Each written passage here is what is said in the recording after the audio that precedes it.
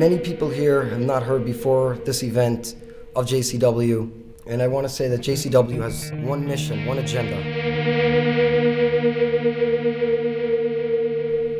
and that is to protect children from being abused, to bring justice and closure to those that never had it before. And so many people in this room, no victims, no survivors, living in silence. What's in this room tonight is for Cleveland, the Kiddush Hashem, and everybody should give themselves a round of applause.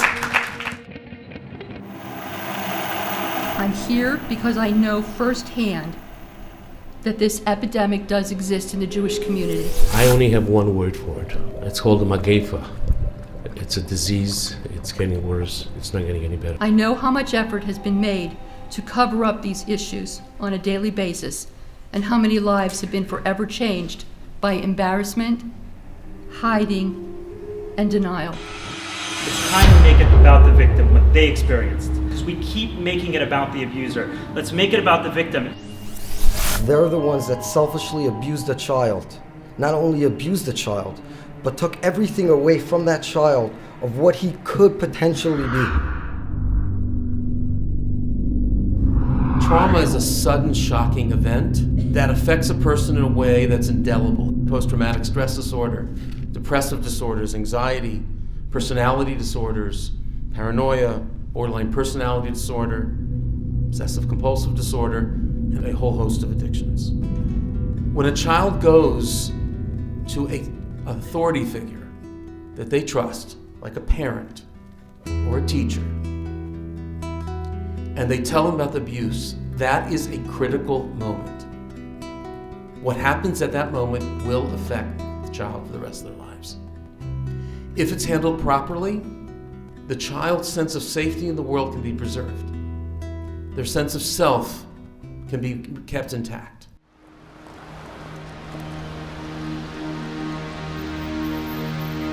What abuse really does is it takes away the spirituality. It takes away that belief in God. It takes away that the belief that the universe is an inherently good place, that we can trust and that we belong.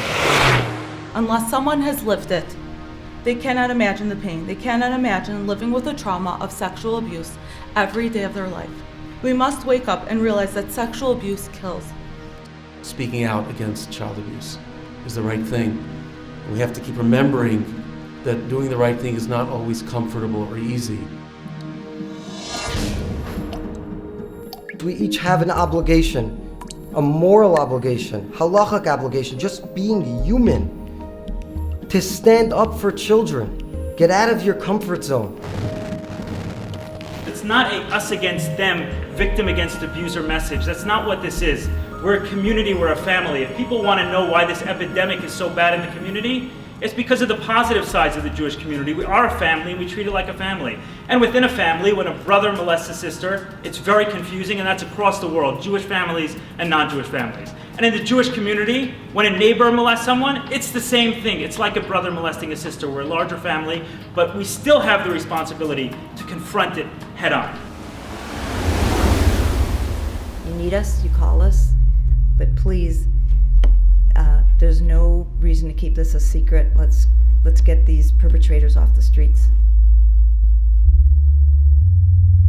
People that are destroying families are the actual abusers themselves. They are the ones that did this to their wife, to their kids, to their brothers, to their father, to their uncles. We have to place the onus squarely on the head of the abuser. It is them that have to answer for their actions. It is them that have to bring closure to their victims. Perhaps if all parents confronted this epidemic head on, I and so many like myself would have not suffered the pain we did, the pain we continuously suffer on a daily basis.